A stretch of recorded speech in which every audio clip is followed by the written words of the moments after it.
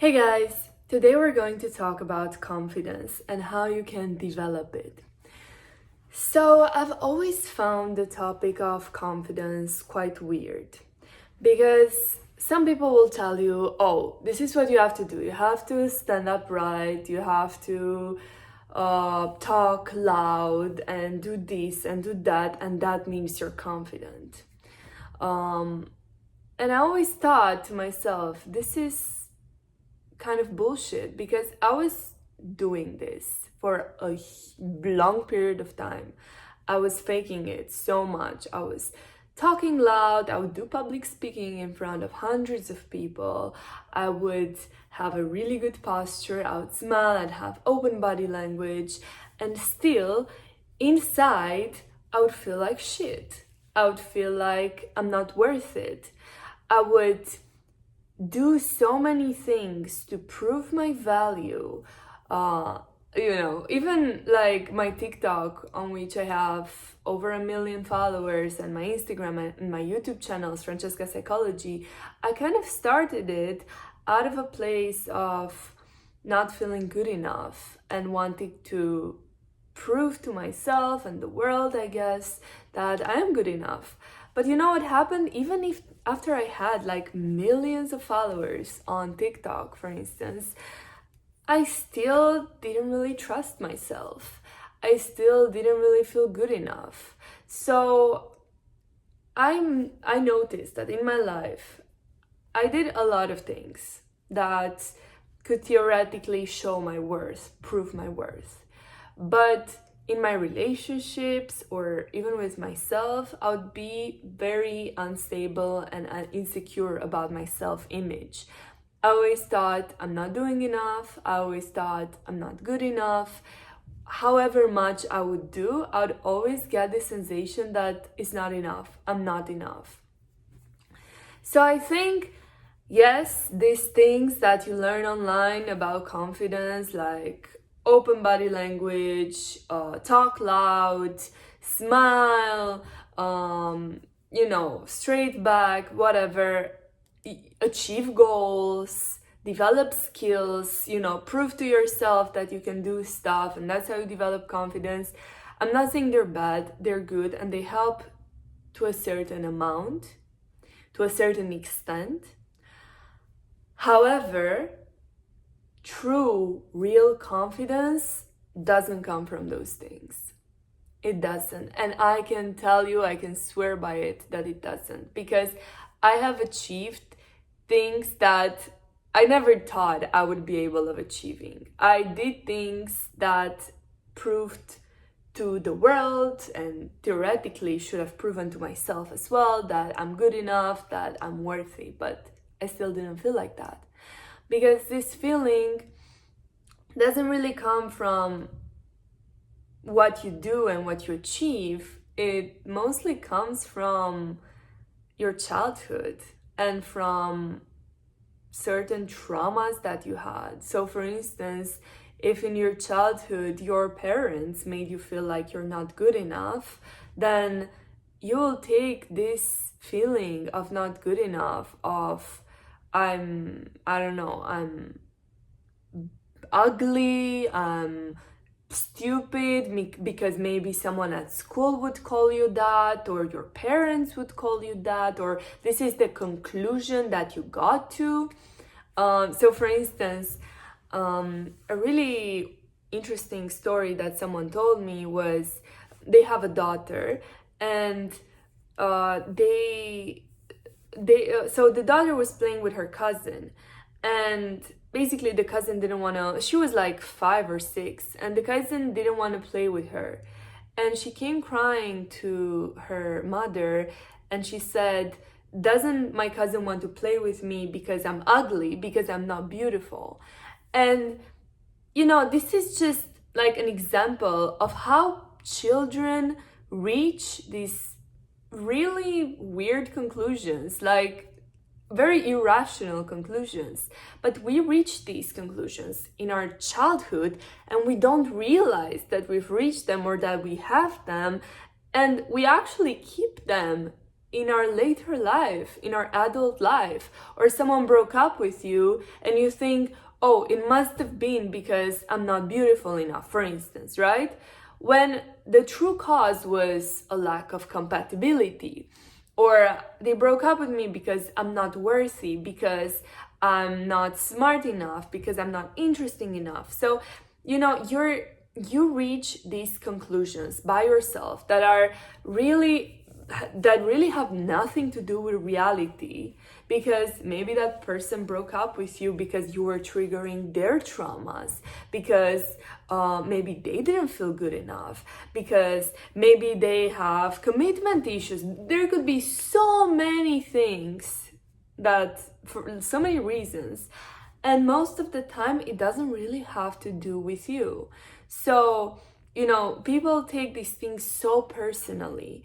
What someone said in their childhood, a breakup, what their parents did even, and this is the hardest, because what we need to understand is, even if our parents do something and they show to us, they prove to us that they don't care about us, it's still not about you. It's still not about you. If it was another parent that was more healed, securely attached, emotionally available, they wouldn't have done this. They wouldn't have left. They wouldn't have punished you. They wouldn't have not talked to you. They wouldn't have made you feel like you're not good enough. And as hard as it might be to integrate it and feel it and understand it, it's not about you. It's about your parent.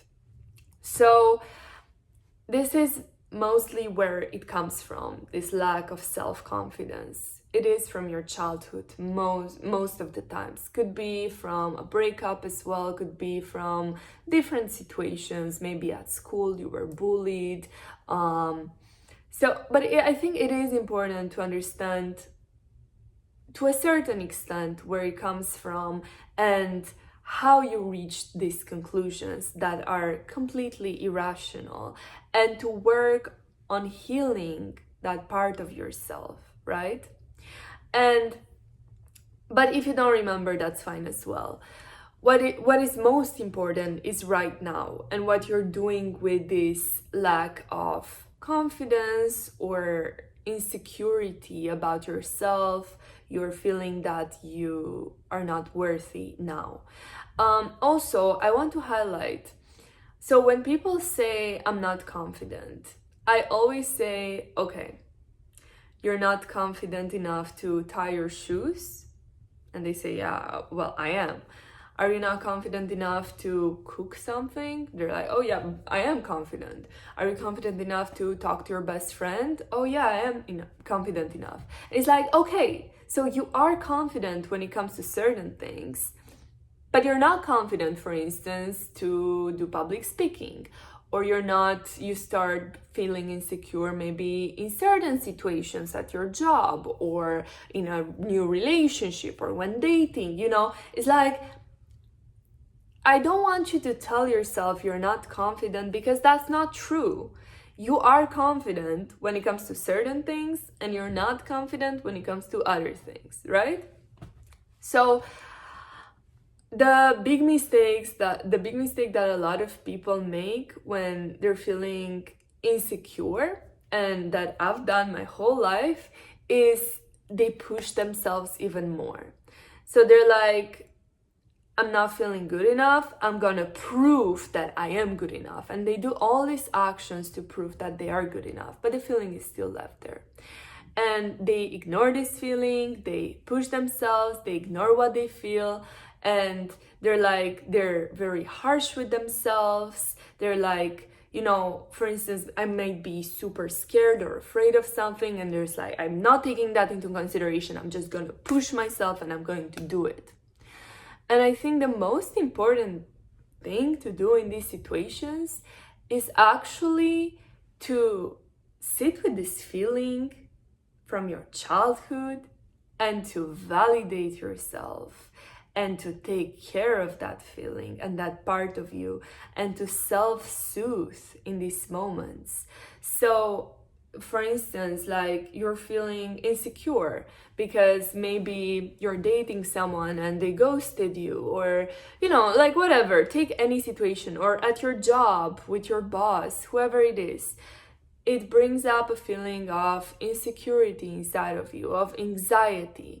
Instead of beating yourself up or ignoring that feeling, just try to sit with that feeling.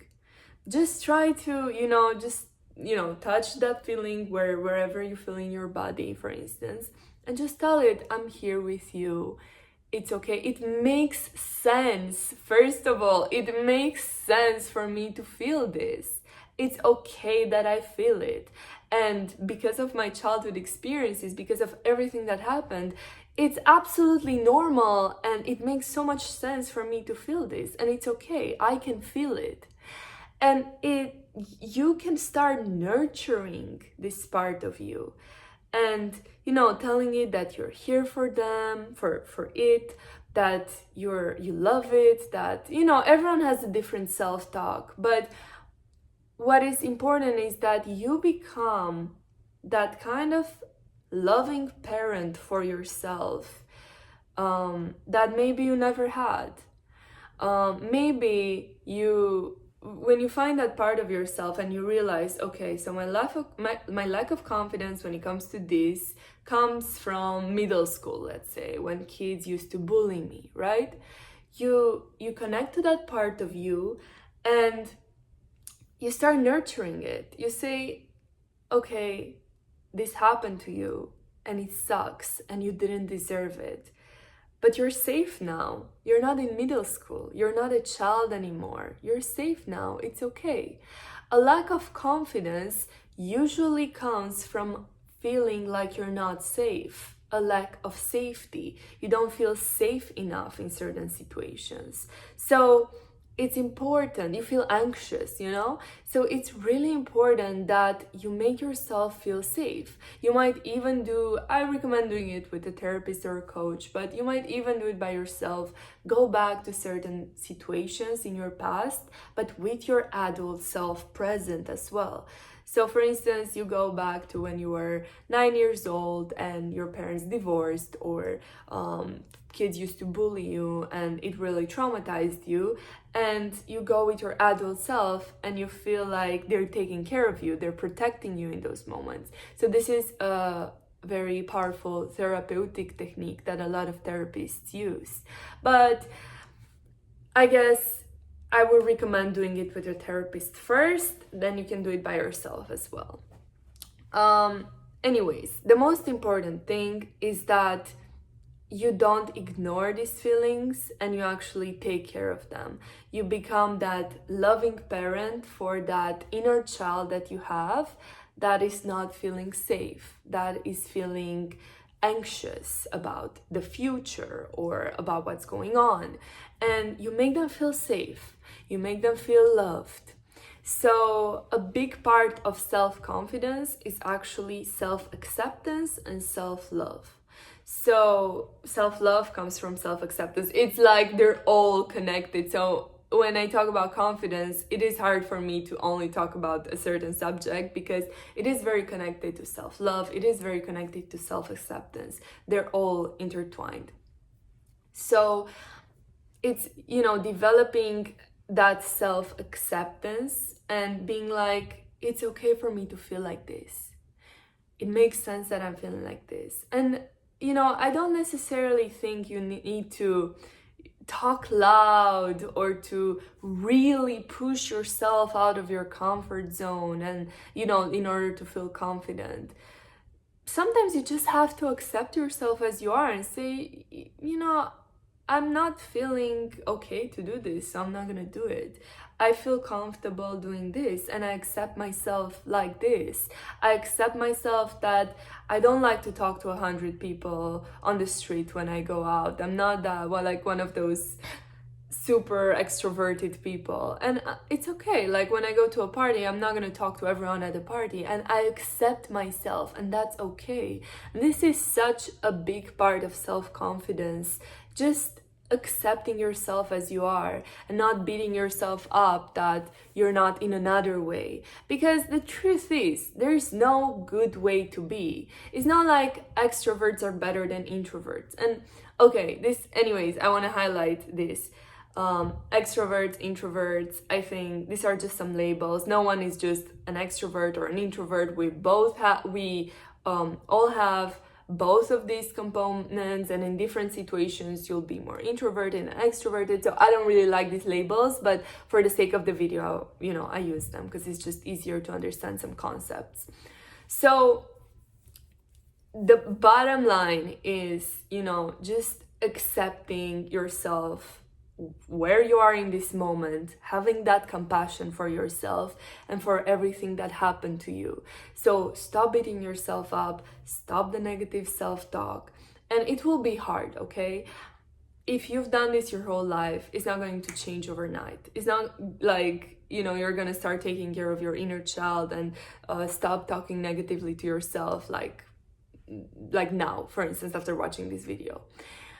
Give yourself some time. So even when it comes to that, self-acceptance, it's like, okay, I accept that right now my self-talk is quite negative, and I'm feeling quite anxious and I don't really know what to do, but I'm trying and I'm healing, and it's a process.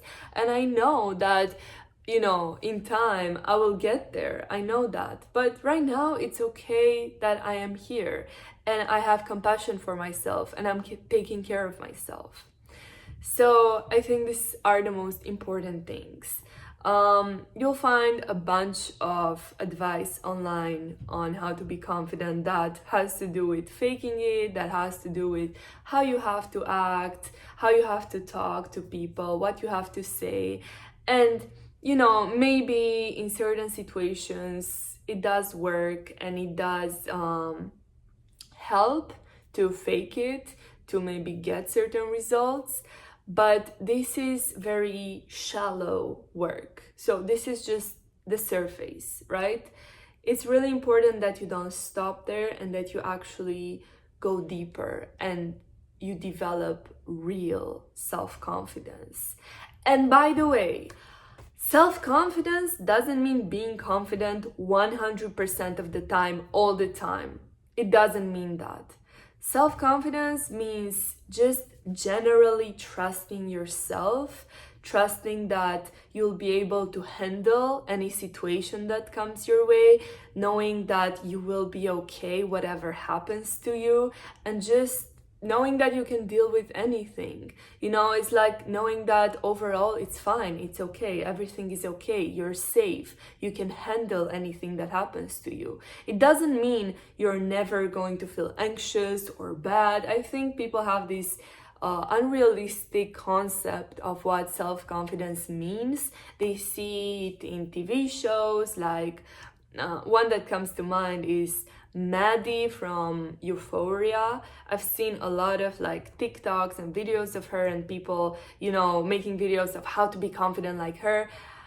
My personal opinion, I haven't watched the show, I've just seen clips, but that's not true confidence. Being arrogant doesn't mean confident, having this ultra superior ego doesn't mean you're confident.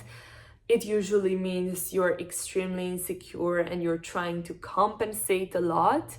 And true confidence, it's something very deep and internal inside yourself, and it doesn't have to be loud. It doesn't have to, take a lot of space, and you don't have to scream and show everyone how good you are. I think that's more like compensation, and it's fine if you do that. I'm not judging you, I'm just saying that's probably a trauma response more than anything else. So, confidence is deep down, and it's a very deep topic actually, and really has to do with your self-worth and self-acceptance. So, yeah, I hope this video was useful for you. Let me know what you think in the comments down below. And I wish you good luck on your journey. Please be compassionate with yourself and have patience with yourself. and I love you. Bye.